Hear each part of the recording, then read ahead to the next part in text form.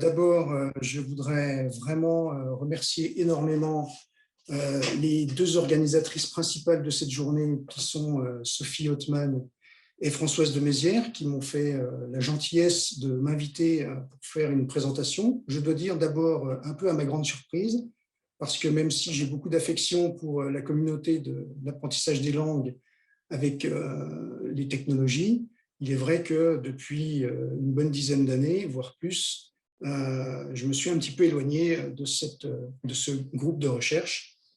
Et voilà, donc j'ai quand même répondu à la sollicitation en me disant que, bon, d'abord, j'ai remarqué ce matin que ce webinaire est extrêmement ouvert aux différentes disciplines, puisqu'on y a vu aussi bien les sciences cognitives que les sciences de l'information et de la communication, en plus, bien évidemment, des sciences du langage. Cette présentation sera plutôt destinée aux enseignants qu'aux chercheurs, même si elle s'appuie sur une expérience de recherche que je fais avec des enseignants du primaire.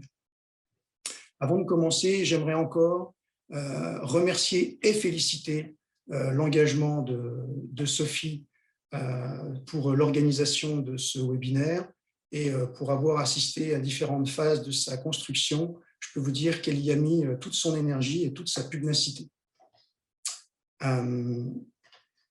Alors, pour cette présentation, j'aimerais partir d'un socle de compétences du XXIe siècle, tel qu'il a été proposé à partir d'une synthèse par Kereluik et ses collègues, et mettre l'accent sur mon point de vue, sur ce que sont les compétences de langue et celles de la pensée informatique, et comment je les situe sur ce référentiel. Ensuite, je développerai un peu plus ce que j'entends par pensée informatique, parce que c'est une expression qui n'est pas nécessairement logique ou connue de tous. Et je pense qu'une petite explication sera utile pour pouvoir ensuite vous présenter l'expérience du groupe Apprentissage de la pensée informatique collaborative que j'ai mis en place depuis 2018.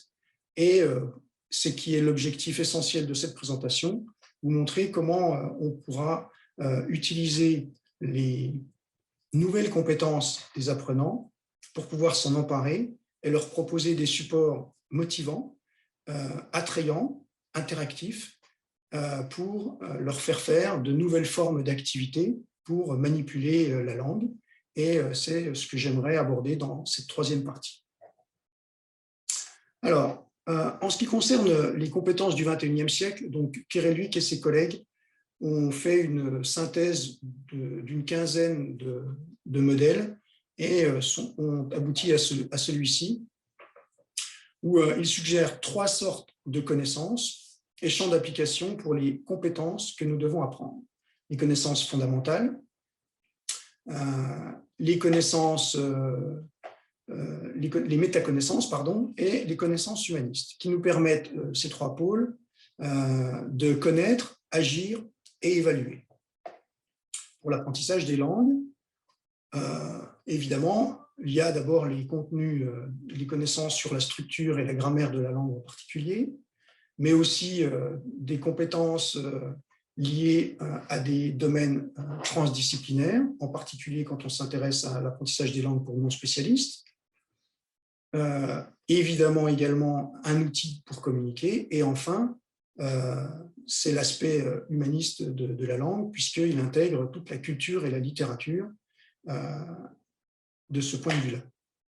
En ce qui concerne la pensée informatique, on pourrait plutôt voir que ça intègre la recherche et le traitement de l'information, mais en ce qui concerne les compétences, les connaissances, pardon, du cœur de la discipline informatique, il s'agit ici de la programmation et les concepts centraux de l'informatique. C'est ceux-là qui seront développés dans la pensée informatique et qui vont mener à des compétences.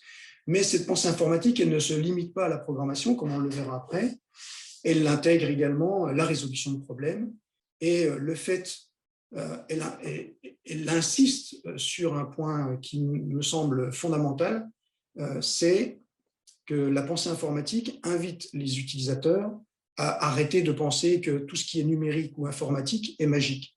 Et donc, en leur donnant les outils pour évaluer autant le potentiel que les limites de ces outils numériques, eh bien, on leur donne le regard critique nécessaire pour pouvoir en saisir à la fois la complexité, mais justement ses avantages et ses limites.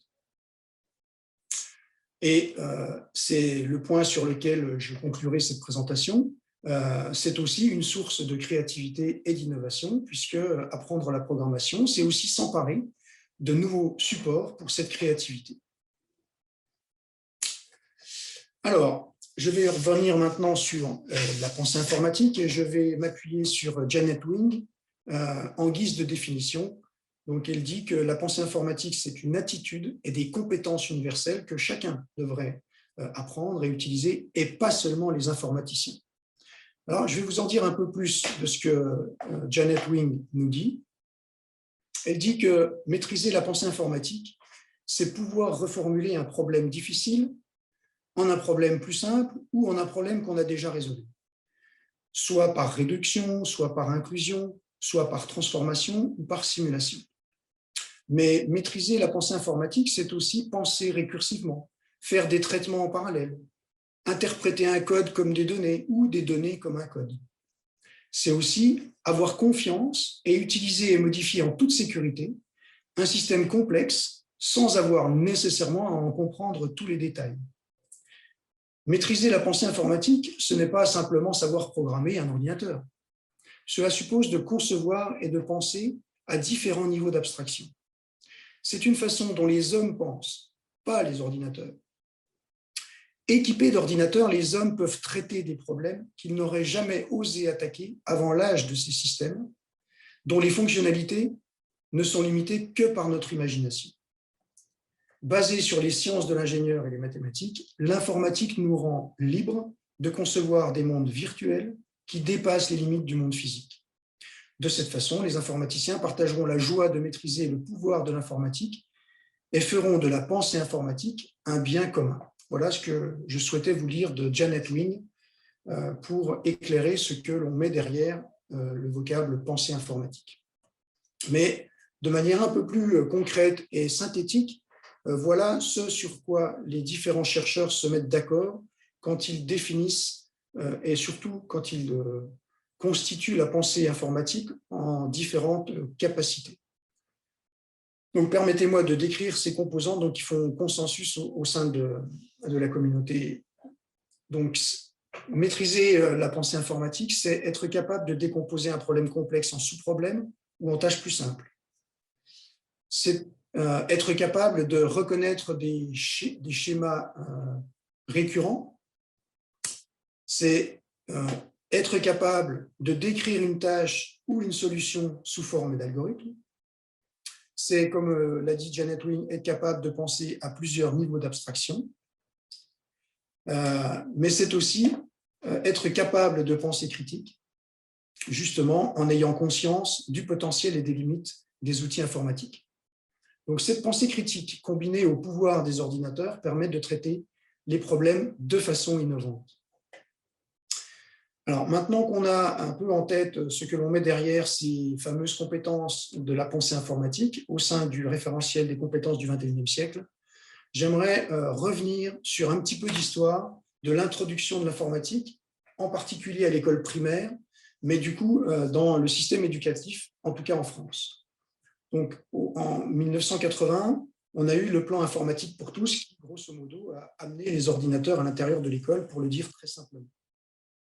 Puis est venu un temps où on a invité les enseignants puis les élèves à utiliser des logiciels, essentiellement de type traitement de texte, puis un peu de tableur, et ça surtout dans les collèges et les lycées.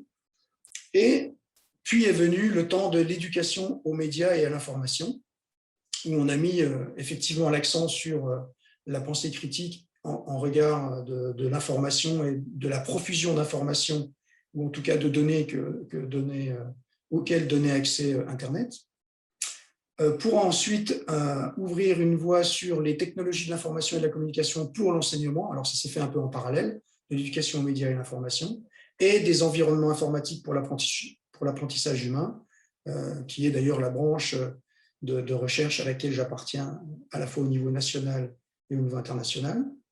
Et ces deux aspects pour fournir des logiciels spécifiques pour enseigner et apprendre à l'intérieur de l'école. En 2016, vous voyez qu'on est passé à l'introduction de la pensée informatique à l'école primaire, qui, puisque vous venez de voir un petit peu ce qu'on met derrière, n'a à peu près pas grand-chose à voir avec tout ce qu'on a vu juste avant. On est rentré là plus dans le cœur de la discipline un peu plus scientifique et technique de l'informatique, puisqu'on essaye de décortiquer les problèmes, de programmer et de réfléchir pour travailler avec l'ordinateur. Et de ce point de vue-là, on a fait un vrai saut qualitatif en termes de compétences, et le fait d'introduire cette pensée informatique dans les programmes de l'école primaire n'a pas été sans poser quelques difficultés. J'ai moi-même participé à un MOOC qui s'appelait Class Code, et qui proposait aux enseignants de comprendre la programmation et de s'initier à ces concepts fondamentaux de l'informatique. Et pour avoir encadré des meet-up et donc des séances de rencontres physiques des enseignants qui participaient au MOOC, et donc j'ai organisé ces quelques réunions en présentiel pour répondre à leurs questions et essayer de pallier à leurs difficultés. Et je me suis rendu compte qu'il y avait une marche importante pour eux à franchir entre ce pourquoi ils n'avaient jamais été formés et ce à quoi on voulait qu'ils forment leurs propres élèves. Et fort de ce constat, je me suis dit que même si ce MOOC était de bonne qualité et que les intentions étaient louables, la marche était trop difficile à franchir pour beaucoup d'entre eux.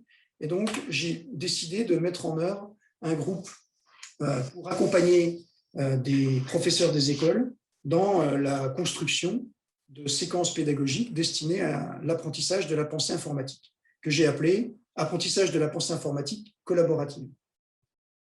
Ce groupe est composé de 6 professeurs des écoles qui sont plutôt expérimentés, mais totalement néophytes sur les concepts fondamentaux de l'informatique et de la programmation.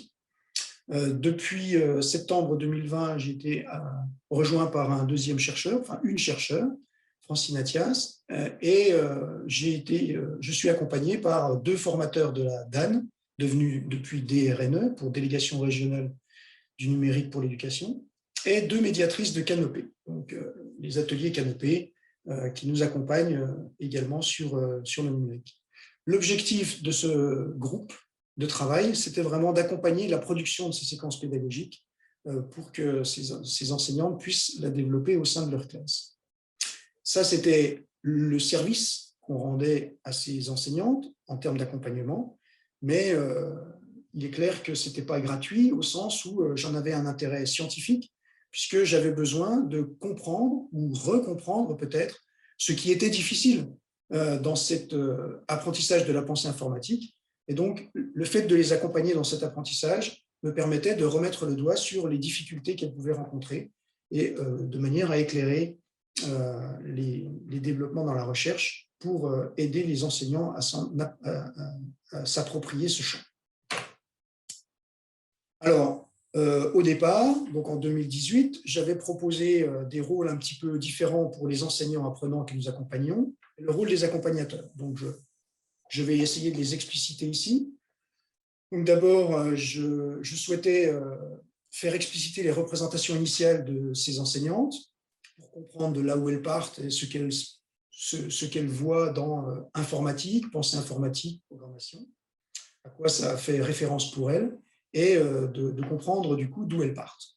De les laisser proposer des objectifs d'apprentissage en s'appuyant d'une part sur leur représentation initiale et d'autre part sur les nouveaux programmes de l'école primaire. Et puis, du côté des accompagnateurs, nous étions donnés pour rôle d'éclairer et d'éclaircir ces concepts pour ajuster le vocabulaire, mais aussi de proposer un ensemble d'activités donc assez variées pour qu'elles puissent voir un petit peu à quoi pourraient correspondre des activités d'enseignement et d'apprentissage sur la pensée informatique. Partant de ces propositions, elles ont pu s'emparer de certaines d'entre elles et elles se sont mises à construire une séquence que nous avons systématiquement relus en proposant des ajustements et qu'ensuite elles ont pu finaliser et animer au sein de leur classe. Et nous avons enregistré, donc fait des captations vidéo des animations de ces séquences pour pouvoir en faire des extraits et analyser ces extraits dans le groupe complet composé des différentes enseignantes et des accompagnateurs, dans le but d'en proposer des améliorations, mais aussi d'en extraire ce qui paraît difficile et de comprendre comment on peut contourner ou dépasser ces difficultés. Mais depuis septembre 2020, donc comme je le disais, Francine Athias nous a rejoints et elle a souhaité modifier un petit peu le modus operandi de ce groupe en mettant en place une ingénierie coopérative. Ce qui veut dire qu'on n'a plus le rôle des enseignants apprenants d'une part et le rôle des accompagnateurs d'autre part, mais on constitue un groupe plus ou moins homogène qui vient avec son histoire et ses compétences et qui lui-même évolue dans la construction de nouvelles connaissances et qui bénéficie à tous ses membres. Mais la distinction, c'est qu'on considère que chacun de ses membres aujourd'hui est tout à fait à même d'avoir des réflexions qui seraient du registre du chercheur ou du registre d'enseignant, quel que soit le statut initial avec lequel ils ont pu rentrer dans le groupe. Alors, pour vous donner un petit peu une idée des activités qu'on a pu proposer et qu'on propose en général dans la pensée informatique, il y a 4 registres principaux. Il y a les activités qu'on appelle débranchées, où c'est plutôt de la manipulation d'objets physiques ou des situations où on met les élèves en mouvement et pour lesquelles on leur donne des tâches, souvent des résolutions de problèmes, pour lesquelles ils doivent trouver une méthode pour le résoudre. Et donc, je vous montrerai une image sur le crépier psychorigique qui a été mis en œuvre en 2019. Un deuxième type de situation, c'est la programmation des robots. Donc, on acquiert des robots pédagogiques, par exemple des Bibot ou des souris, ou Ozobot ou encore Timio. Voilà des exemples de robots qui permettent de travailler dans les écoles assez facilement, qui sont plutôt appropriés, où l'objectif là est de montrer aux élèves qu'ils sont capables de maîtriser, de contrôler un minimum ces objets programmables. Un troisième type d'application, ce sont les micromondes ou des applications générales pour s'initier à la programmation. Et un exemple qui a été développé à l'Université de Franche-Comté par un collègue de la fac de sciences, qui est Collabots, pour des robots qui collaborent. Mais bon, il y a un tas d'applications qui existent pour s'initier à la programmation. Donc, la caractéristique que je donne aux applications, c'est qu'ils intègrent les objectifs à atteindre pour l'apprenant, et donc l'environnement lui-même dit à l'apprenant s'il a réussi à atteindre l'objectif ou non en faisant la programmation qu'il propose. Et puis, des environnements plus ouverts de programmation, tels que Scratch, qui ne sont cette fois-ci plus des micromondes où on décrit les tâches à effectuer, mais simplement un environnement où on donne des outils pour programmer. Et là, toute liberté est offerte aux enseignants ou aux élèves, justement pour réaliser des programmes de tout type. Et c'est ce sur quoi je vais m'attarder dans la troisième partie de cette présentation. Juste pour vous donner quelques exemples en ce qui concerne le groupe APIC, nous avons donc mis en œuvre la séance du crépier qui a pour objectif de résoudre le problème suivant. Un crépier à la fin de la journée a une pile de crêpes qui sont de tailles différentes et qui sont un peu mélangées. Et avec un geste particulier qui est placer la spatule au milieu du tas, il peut simplement retourner le haut du tas. Et ce seul geste que l'on peut opérer à n'importe quel niveau du tas, mais doit permettre, in fine, en le répétant suffisamment de fois et au bon endroit de manière judicieuse, à réordonner le tas. Et c'est une tâche qu'on peut complexifier en mettant des faces colorées ou non d'un côté ou de l'autre. Donc, je vous ai mis un lien vers une vidéo de Martin Quinson qui présente ce problème et vous comprendrez mieux de quoi il s'agit. Je vous avais parlé des robots pédagogiques. Ici, vous avez 2 types de robots. La souris ici, vous voyez, où l'objectif, c'est explorer les actions possibles du robot, construire une séquence d'instructions. Et là, par exemple, les élèves ont essayé d'imaginer la visite d'un pays ou d'une ville en plaçant des monuments ou des villes à visiter sur un trajet que devait effectuer la souris.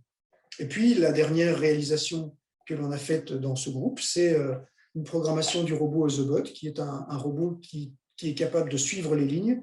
Et en fonction d'instructions qu'on lui donne à partir des codes couleurs, il est capable de décider d'aller à droite, à gauche, ou de faire des demi-tours, d'aller plus vite ou plus lentement. En tout cas, il a des capteurs en dessous qui lui permettent de reconnaître les couleurs.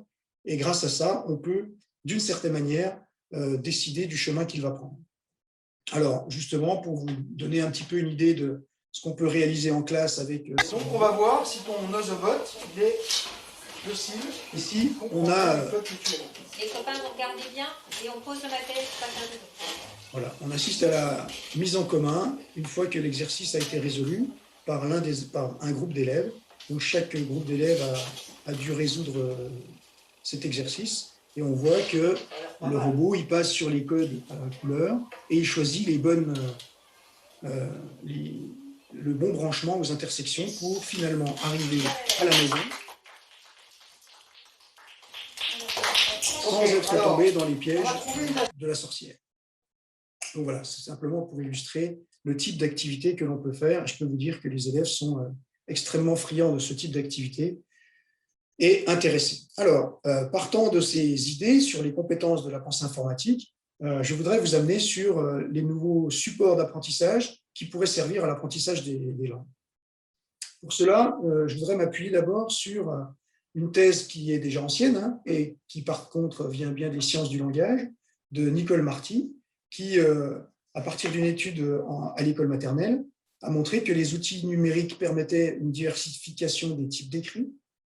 Elle permettait de faire émerger des compétences de manière assez précoce et du coup interroge la pédagogie de demain compte tenu de ces compétences nouvelles. Et c'est bien là-dessus et sur ce terrain-là que je voudrais vous emmener.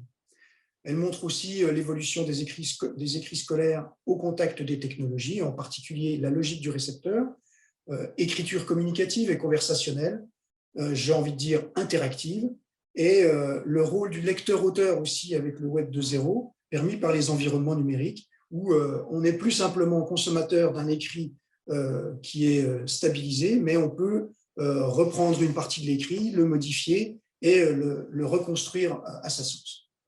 Donc, elle propose comme ça d'explorer de nouvelles pratiques de lecture et d'écriture. Et donc, voilà. J'ai fait une petite revue de littérature pour regarder ce qu'on faisait en éducation et dans l'utilisation des robots en éducation. Et je m'attendais à trouver beaucoup plus de choses, mais c'est que j'avais pas beaucoup de temps pour le faire. Mais j'ai quand même trouvé que, selon Mubin et ses collègues en 2013, il disait que le troisième domaine d'utilisation des robots dans l'éducation concernait justement l'enseignement des langues. Et il donne en particulier 2 exemples d'apprentissage de l'anglais, d'une part pour des Japonais avec le robot Robovi, et d'autre part pour des Coréens avec le robot Tiro. Vous avez aussi une revue de littérature sur robots et enseignement des langues, faite par Chang et Al, qui sont eux plutôt des informaticiens, et qui montrent en particulier que l'un des intérêts d'utiliser des robots, c'est que les élèves sont moins hésitants à parler à des robots en langue étrangère, plutôt que de parler devant des instructeurs humains. Et un des avantages aussi, c'est que le robot ne se fatigue pas, autant que les enseignants, et qu'il est capable de répéter autant de fois que l'apprenant en a besoin. En termes de robots, on a aussi souvent on a en tête qu'on passe du constructivisme de Piaget au constructionnisme de Papert. Donc Seymour Papert nous dit que l'apprentissage a lieu quand l'élève construit un artefact physique et réfléchit à travers une expérience de résolution de problèmes basée sur la motivation de construire cet artefact. Alors, je m'appuie sur cette proposition, non pas pour construire un artefact physique, mais plutôt pour construire un artefact logiciel à l'aide de l'environnement Scratch. Et je vous partage l'expérience de Wang et Wong de 2017, qui, à partir d'activités extrascolaires d'apprentissage de la programmation avec Scratch pour 9 élèves, il montre comment l'introduction de la programmation peut motiver les élèves dans l'étude de dialogue en anglais. Il propose la production de programmes interactifs qui encouragent l'apprentissage de l'anglais pour finir dans leur séquence par la construction d'un quiz en fin d'année avec ses élèves. Et donc, ma proposition aujourd'hui, c'est bien d'essayer de construire des histoires en langue seconde avec Scratch. Parce que c'est un environnement que les élèves vont commencer à maîtriser. Et du coup, c'est un support que vous pourriez, en tant qu'enseignant de langue, en particulier au collège, puis au lycée, et pourquoi pas à l'université, que vous pourriez envisager de mobiliser pour proposer, disons, des supports qui soient aussi motivants pour les élèves. Alors, pour vous faire éventuellement découvrir, pour ceux qui ne connaissent pas, parce que peut-être que parmi vous, il y en a qui ont des enfants qui jouent déjà, entre guillemets, qui programment avec Scratch, mais pour les autres, je me propose de vous expliciter un petit peu ce que Scratch permet. Eh bien, il permet de définir une scène, des personnages, ici il n'y en a qu'un seul, et pour chaque personnage, de définir un script qui permet de dire ce que va faire le personnage au cours du programme. Pour ce faire, vous avez à votre disposition tout un ensemble d'outils, c'est-à-dire d'instructions qui sont dans des registres différents. Par exemple, le mouvement, ici en bleu, on voit qu'on peut déplacer le personnage ici au départ, puis il va pouvoir glisser en une seconde à la fin vers l'autre morceau de la scène. Et puis au milieu, on lui a demandé de dire bonjour pendant 2 secondes. C'est-à-dire, on voit apparaître la bulle avec le texte que l'on y a inscrit. Et vous avez comme ça un ensemble d'instructions qui permettent de programmer ces scripts.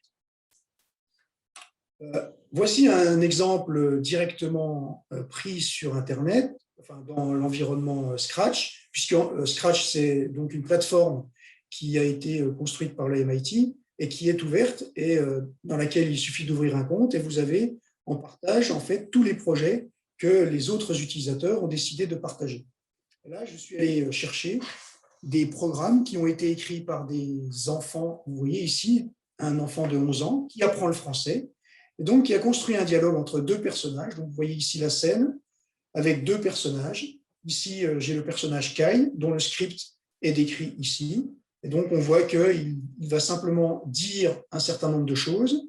Puis, à chaque fois, il attend 2 secondes. On va voir que c'est parce que l'autre personnage, pendant ces 2 secondes, va lui-même répondre au premier personnage. Et ainsi, on a construit un dialogue de façon très simple et qu'on a mis en œuvre et qui permet de voir quelque chose de relativement vivant.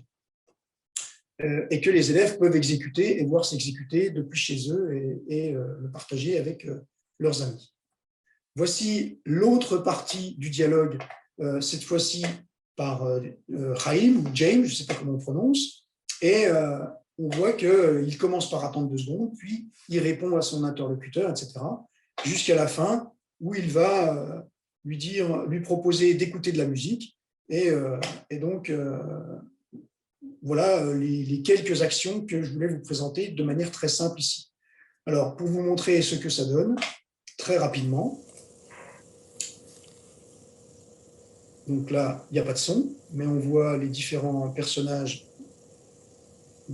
écrire leur partie de dialogue. Donc là, on peut donc construire des dialogues facilement. Et puis à la fin, on va voir que Raïm va inviter son copain chez lui. Et donc, puisqu'il accepte, il se retrouve dans sa chambre, qu'il va lui présenter.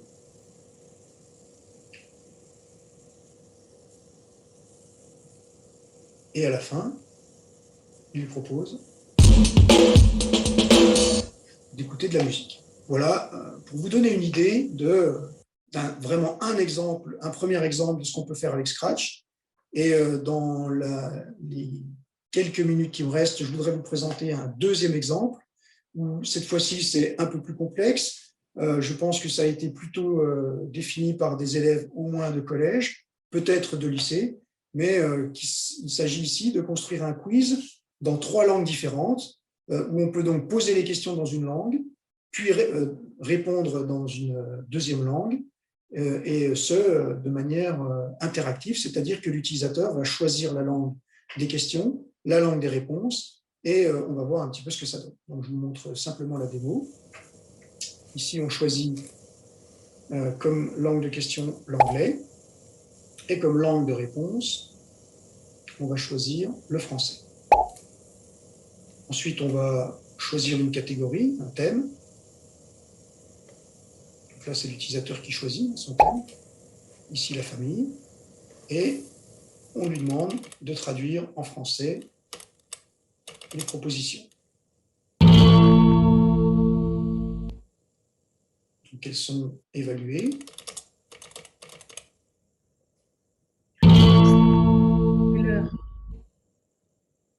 C'est peut-être un peu fort. Christophe, c'est l'heure. Ah, c'est l'heure. Ok, bon. Bon, je ne vais pas insister. Et donc, vous avez ici un certain nombre de projets qui pourraient vous inspirer sur différentes possibilités. Pardon. Et effectivement, c'est l'heure.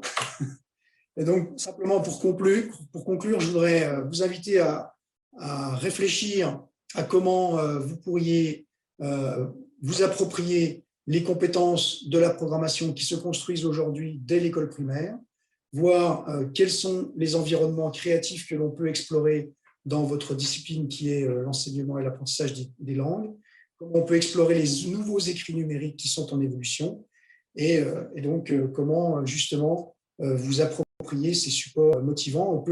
Alors je vous ai montré des dialogues, mais on peut aussi programmer des règles directement de grammaire ou d'orthographe, fabriquer des outils de révision, des quiz comme vous l'avez vu. Et voilà, pour conclure, voici quelques références que je passe rapidement pour vous laisser toute la place. Merci beaucoup, Christophe. Eh bien, on va pouvoir prendre des questions sans attendre. Donc, je te laisse regarder le chat. Voilà. C'est très intéressant, Christophe. Merci beaucoup. Hein. Ben, je me rends pas bien compte. J'espère que ça a été utile pour certains. Alors, je vais essayer de remonter, je ne sais pas jusqu'où. OK. Tu peux prendre toute la place maintenant. Tu peux arrêter le partage. Oui, OK. Je vais donc retourner là pour arrêter le partage, pardon.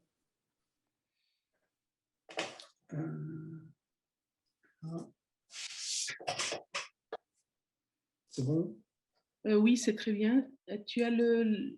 Oui, il faut juste que je m'y retrouve. Hein. Vous m'excusez, vous me laissez juste le temps de prendre connaissance. Je vais t'aider. Voilà. Pour l'instant, il y a que parce que là, il y a énormément de liens. Voilà, il y a des remerciements. Voilà. Rafraîchis la page, mais pour l'instant, il n'y a pas de questions, effectivement. On attend les questions. OK. Pas de problème.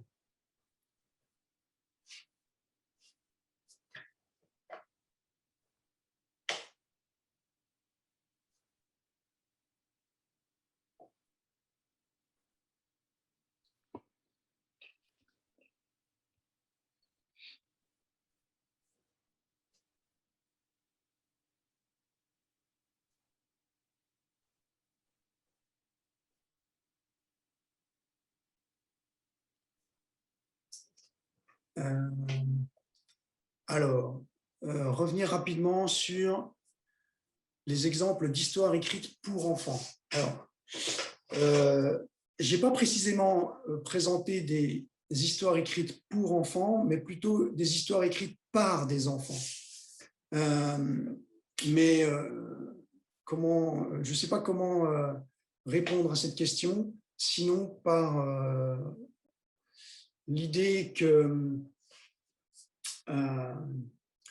ce qui m'intéresse ici, ce n'est pas tant de demander aux enseignants de construire des histoires pour que les enfants s'amusent avec, mais plutôt que les enseignants mobilisent les compétences de la pensée informatique et en particulier de la programmation avec l'environnement Scratch pour pouvoir eux-mêmes, donc ces élèves, leur faire construire des histoires, par exemple, ou leur faire construire des règles de grammaire, ou des supports qui leur permettent d'apprendre les langues en mobilisant les compétences qui sont acquises par les enfants que nous avons, qui sortent aujourd'hui de l'école primaire. C'était ça l'intention.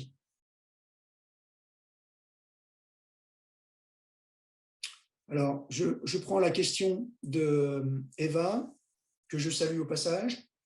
Est-ce que Scratch se prête aussi à des projets d'écriture collaborative plus conséquents que des dialogues? Oui, ici, je vous ai à dessein présenté des petits projets écrits par des enfants de 11 ans, seuls.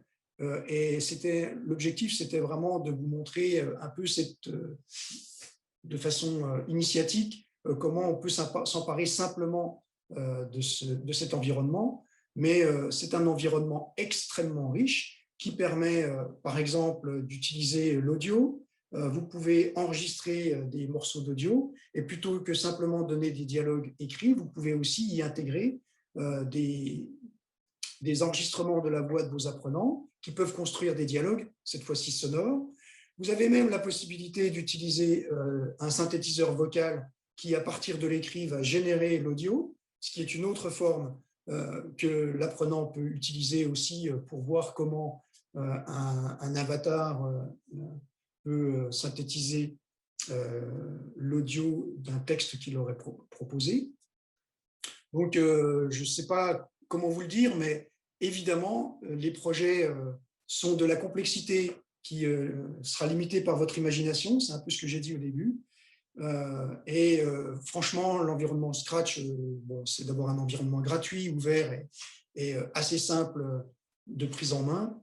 Et du coup, ça m'a semblé indiqué de vous proposer cette piste. J'espère avoir répondu, Eva, à ta question.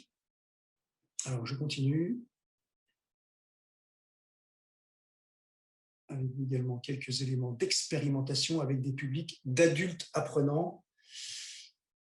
Alors, très peu, pour être tout à fait honnête, encore que j'ai quand même l'expérience de mes étudiants. Donc, moi, j'enseigne à l'INSPE, donc l'Institut national de formation des professeurs. Et pour les futurs professeurs des écoles, je fais un TP sur justement la programmation avec Scratch.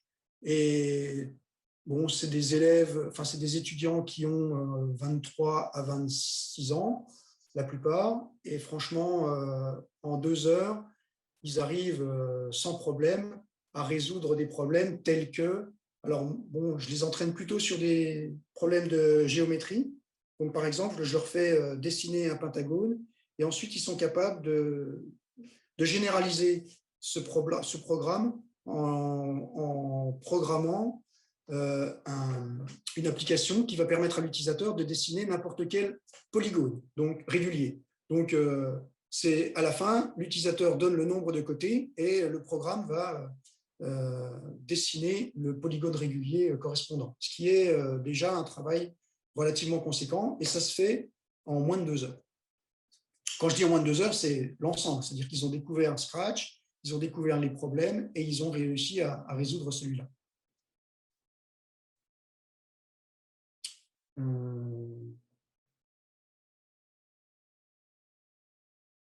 Ça sera la dernière question, Christophe. Ah, il faut que je choisisse bien alors.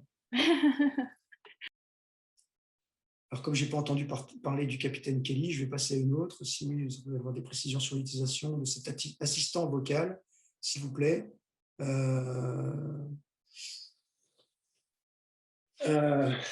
Alors, assistant vocal, il y a peut-être un module effectivement dans Scratch qui permet d'utiliser l'assistant vocal. J'avoue que je ne l'ai pas exploré. Donc, j'ai envie de dire, dites-moi ce que vous en aurez fait et je serai très content de le savoir et d'en apprendre. Voilà, c'est tout ce que je peux dire en réponse à toutes vos questions. Je vous remercie beaucoup pour l'intérêt que vous semblez porter à ces pistes. Merci beaucoup, Christophe. C'était très intéressant et vraiment solide, bien construit. Merci infiniment. Eh bien, à très bientôt. Il y a juste une rue qui nous sépare. Au revoir à tout le monde et bonne fin de journée. Je continue à être avec vous, bien sûr. D'accord, avec plaisir. Merci beaucoup.